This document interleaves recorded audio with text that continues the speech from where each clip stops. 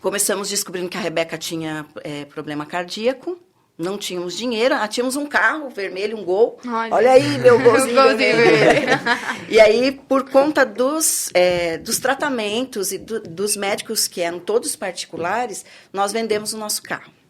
Aí pagamos a cirurgia da Rebeca cardíaca, ela fez no INCOR, né? Deus cuidou de tudo.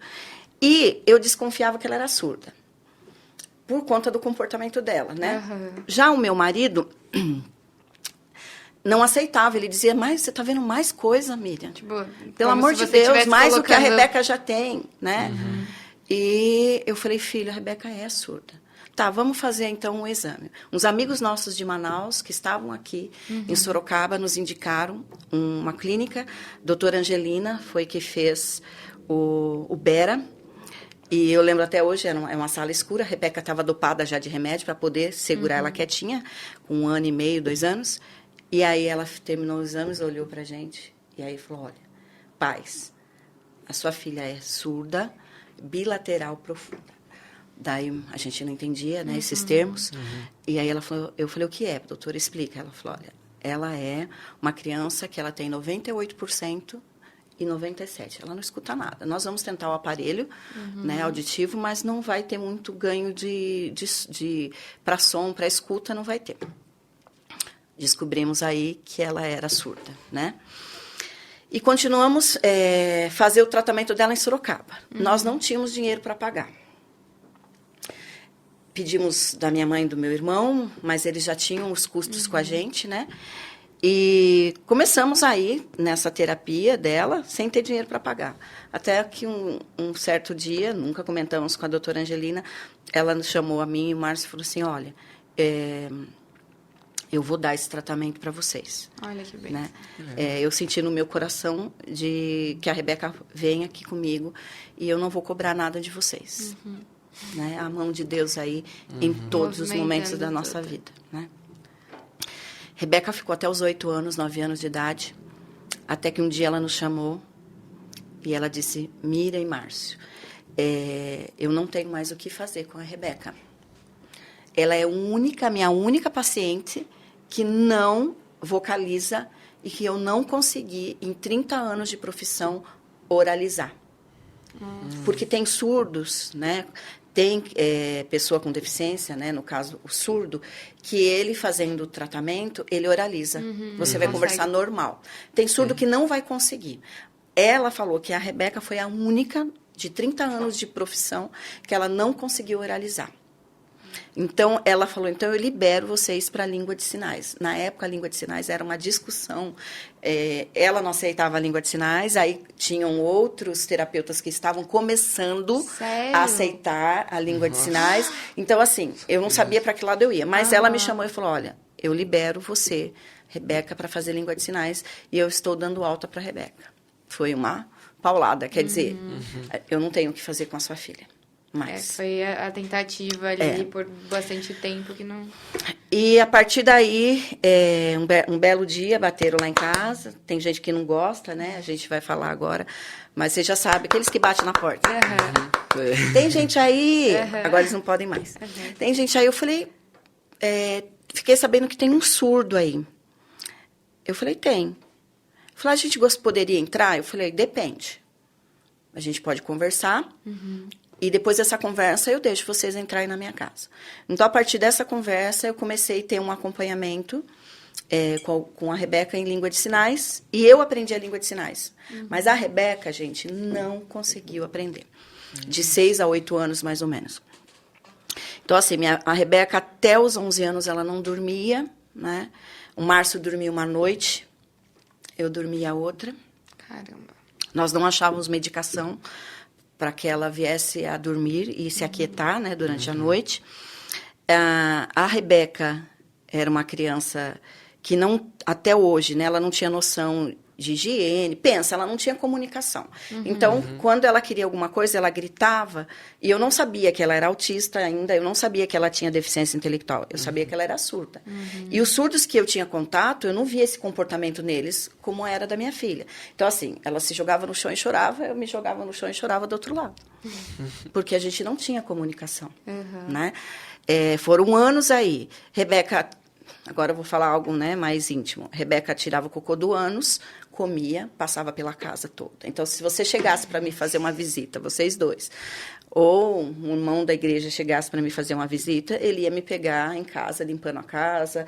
Ela não comia comida sólida, só liquidificada, né? Foram anos até descobrir isso, o porquê disso. Uhum. Então, você ia encontrar vômito pela casa. Então, era um balde, você ia ver. A professora Miriam com o Lucas aí, né? E você também, filha. A professora Miriam de avental, limpando ou o vômito ou o cocô da Rebeca, né? Então, foram anos sem conhecer minha filha, né? Sem saber as necessidades dela. Porque a comunicação é tudo, gente. Não tinha como você falar pra ela, né? Ó, o lugar certo Não. é banheiro, você tem que fazer isso. Porque não tinha como ela Não entender. tinha, gente. Vocês não têm ideia, assim. Tem algumas pessoas que me acompanharam, né?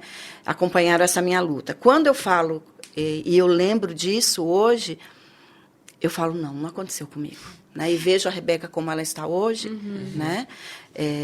Sentadinha, mexendo no computador, né? Tomando seu banho sozinha. São coisas tão... eu acho assim que para os pais de crianças típicas, são coisas tão normais, mas para nós pais de crianças atípicas, sendo autista ou surdo, ou que tem deficiência intelectual, ou deficiências múltiplas, como é o caso da Rebeca, é tanto. São conquistas diárias, né? Conquista que, querendo ou não, parece ser coisa do dia a dia para crianças típicas. Porque é normal, né? A gente passa, eu falo assim, o pai de uma criança com deficiência, a mãe, nós passamos por um período de luto, né? De não aceitar. Por quê? Eu vou falar agora, eu olho para vocês dois, né? Vocês poderiam ser meus filhos. O que é quando você engravida? Quais são os planos que você tem para um filho? Não. Quando nascer, depois vai para a escola, vai para o pré, depois vai fazer o ensino médio vai fazer faculdade e vai casar. Né? E quando você tem esta realidade de que este seu filho, os planos seus, não os planos de Deus, os seus planos foram frustrados, dói. Dói demais. E como saber lidar, né? E como saber lidar com isso. Porque foi sua primeira filha. Foi minha primeira filha. Foram anos difíceis. Eu falo que quem me conhece hoje não sabe o que foi lá atrás, né? Uma vez meu marido chegou, estava no chão chorando, porque ela chorava do lado, eu estava jogada no chão, porque eu não sabia o que ela queria. Ela gritava e chorava, e eu me joguei no chão, e aí nesse dia, que eu estava jogada no chão aqui, já numa casa do Dr. Laurindo, ali do lado de uma irmã querida minha, da CCB, que eles são porteiros aqui na central é aqui, né? Ali. Gente, localização super.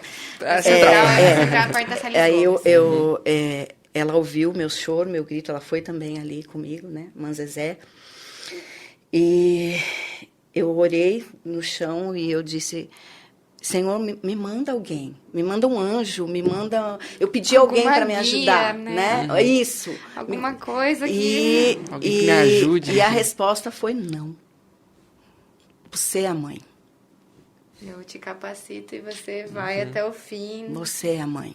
Então, a partir desse dia, né, eu me levantei, parei de chorar e parei de reclamar e fui lutar. Aí eu fui fazer língua de sinais, depois fui fazer a pós-graduação em língua de sinais,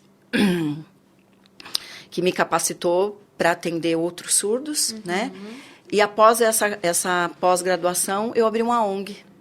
Olha que legal. Acho que sua mãe lembra. Eu não lembro. Não, você não, você era muito tiquinho, mas sua mãe lembra. O Isaac me ajudava. Olha que legal. O único. Aliás, o único que eu tinha e que me ajudava, né? Então, essa ONG eu tinha cerca de 50 pessoas das idades desde bebê, surdo ou com deficiência intelectual, até 84, que era a mais velhinha surda que eu tinha. Ali eu fiquei 10 anos, aí vendia salgadinho, vendia... O que eu fazia? Era a alfabetização dos surdos. O que aconteceu comigo em relação à Rebeca? Parei de chorar, me lamentar, levanta, sacode a poeira, quem é a mãe? É você, né? Chega de se achar vítima, de achar que é só com você, né? Não é. Isso que é legal entender, certo? Né? Porque tem muita gente que pode olhar, tipo, você falou que orou, que Deus falou não. Pode muita gente olhar e falar, nossa, como assim? Deus vai falar, não vai ajudar? Não, mas hoje você, Miriam, hoje em dia, lembrando de tudo que aconteceu, valeu a pena. Valeu a pena. Porque se Deus tivesse mandado alguém, talvez você não se esforçasse tanto assim pra conseguir ser quem você é hoje. Claro Não. que é uma coisa muito complicada, né? Foi um período muito difícil, Muito com certeza. difícil. Mas Com também certeza. vale como inspiração para outras pessoas, Sim. para outras mães que às vezes se estão na mesma situação, tipo, meu primeiro filho, minha primeira filha, eu não sei o que fazer. E ver você conseguiu, sua filha tá aí crescida, a diferença que você consegue observar, que as pessoas conseguem observar de qualidade de vida até De para tudo, ela. né, filha? É uma inspiração para quem viveu e às vezes quem ainda vai viver alguma situação parecida. E eu reforço sempre um quesito muito importante, que Deus não dá um fardo pra gente maior do que a gente possa carregar. Então, ele viu capacidade, você, no seu esposo, para conseguir seguir essa trajetória aí. E também para, com certeza, transformar a vida de muitas pessoas. Mostrou que é possível. Sim, sim. E aí acabei me tornando intérprete de Libras, aí por conta da Rebeca, né? E essa ONG era para alfabetizar, então eu consegui alfabetizar. Os médicos diziam, os terapeutas, a Rebeca não vai aprender a ler, Rebeca não vai aprender a escrever, porque a deficiência intelectual dela é muito severa. O que acontece? Uma criança autista, de nível 3, intelectual severa e surda bilateral profunda, gente... No papel é muito... As pessoas já desacreditam a possibilidade, né? Possível aprender. E a Rebeca, eu consegui alfabetizar, eu não. A capacidade veio de Deus, né? Então, hoje ela lê, ela escreve. Tanto que, às vezes eu falo, ai, Deus, por que eu fui ensinar ela a ler? Porque eu tenho que esconder tudo quanto é recado de festa, se eu vou na sua casa. Porque ela fica doida, né? Ela quer ir... A deficiência intelectual, ela é repetitiva. Então ela fica ali... Meu Deus. Martelando a sua meu cabeça. Meu Deus, agora essa menina sabe ler, eu tô frita, né? Mas, gente, é Deus que nos capacita, né? Então, essa trajetória, como você estava falando, filho, ela começou lá dentro da minha casa, quando eu tinha 4 anos. Então, Deus nos escolhe, como Ele escolheu vocês, né? O propósito dele começa dentro da sua casa, né? Ele começa a lapidar a minha vida e a vida de vocês é lá, né? Para temer primeiro. Eu aprendi a amar o Senhor, né? Eu tenho onde buscar forças. Eu tenho para quem clamar quando eu estou desesperada, né? E eu vejo, assim, o propósito de vida. Qual é o nosso propósito de vida? Hoje eu entendo que Deus me chamou para trabalhar na área de educação, né? Muitas coisas eu escuto, às vezes, no portão da escola. Professora Miriam, eu vou pôr meu filho aqui com você, porque eu confio em você. Mas e essas crianças? Você tem 2 filhos, né, autistas? Eu falei, tenho. Meus filhos não vão copiar, meus filhos não vão fazer... Daí eu disse, não, mãe. Imagina. Os meus filhos são autistas, os seus não são. Não tem como copiar. Porque a identidade da Rebeca e do Samuel é autista. Do seu filho, não. Né? Eu falo assim, e... Deus trabalha também com o preconceito, com a humilhação. Quantas vezes eu fui proibida de entrar no cinema aqui em Tatuí? Festas que tinham, hoje, graças a Deus, não existem mais aí. Eu não quero citar para não fazer propaganda. Vamos dizer, qualquer buffet que nós temos aqui em Tatuí de festas infantil. Tinha colônia de férias, né? Sim. Se entrasse uma pessoa... E minha filha, na época, tinha mania de tirar o óculos e o cabelo, né? Assim, puxar o cabelo de rabinho, que ela gosta de cabelo solto. Da mulher, ela gosta de cabelo solto. As pessoas ligavam das festas e pediam para ir buscar. Né? E até hoje, às vezes eu estou tomando meu cafezinho, né? E eu estou com a minha família, com meus 2 filhos, né? E o Samuel é autista também. Já não foi difícil aceitar. O Samuel foi um presente de Deus. Eu falo, outro autista, glória a Deus. Que venha, Senhor. Agora que venha, glória a Deus. Estou até mais adaptada com a situação, já sei como lidar O meu marido teve um choque, né? Novamente, né? Mas chorou uma noite. Ele falou que brigou com Deus só uma noite. E aí, de manhã, o Senhor falou, a minha graça te basta. Chega. Pronto. Levanta e para de chorar também, né? Aqui, Porque era o filho homem, né? Vai Esperado. porque são né? bênçãos nas nossas vidas, né? E eu falo assim, a gente vai tomar um café, a Rebeca... O outro se balança, né? Daí o Márcio falou assim, o que você tá... Aí, às vezes eu fico um pouco séria, porque às vezes cansa os olhares. Eu entendo que os olhares, muitas vezes, são por curiosidade, né? E eu falo, não, Márcio, balança você de um lado que eu balanço do outro, aí fica toda a família autista, aí todo mundo olha de vez. Mas são essas coisas que nós temos que enfrentar, né? Eu falo assim, Miriam, você é militante? Eu falo, até certo ponto eu sou. Mas Deus me ensinou que não é, ele diz assim, que não é por violência, Sim. né? Eu não vou na violência, eu vou no amor.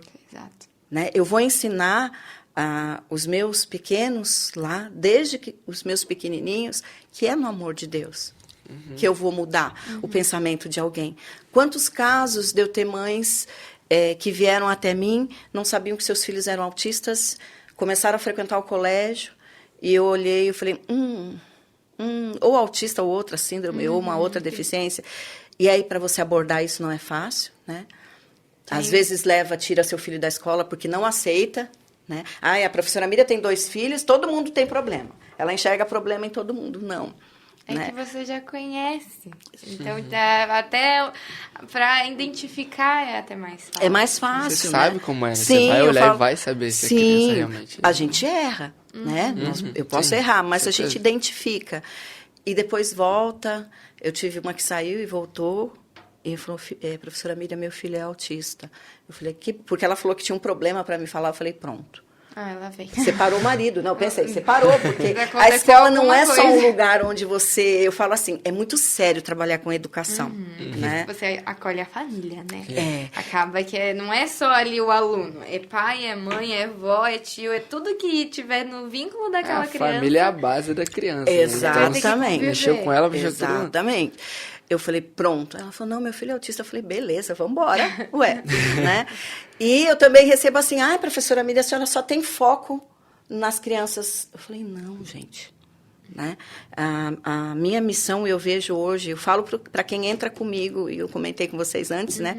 Se for para trabalhar comigo lá dentro e não ver a educação como uma missão, não vai ficar. Não vai ficar porque ali, quando vem uma criança especial ou não, eu tenho crianças rebeldes, né? Que batem, né? Eu tenho crianças autistas que batem, né? Eu tive um caso mais difícil que eu apanhei bastante, né? E eu disse até uma professora e bati em cima da mesa, porque a professora me disse, professora Miriam, desista. Eu falei, eu não desisto. Eu não desisto. E, faltando um mês para as férias, a criança entrou na sala e começou a ter um comportamento mais adequado, né, dentro do espectro. Então, eu não desisto, eu falo. Pode ser o caso mais difícil que Deus colocou ali dentro, seja de uma criança com deficiência, ou seja, de um adolescente rebelde. Eu não vou desistir, né? Então, quem trabalha comigo tem que entender isso. Sim. Se não entender que é uma missão e que Deus tem um propósito na nossa vida enquanto pessoas, né, indivíduo, não fica ali comigo.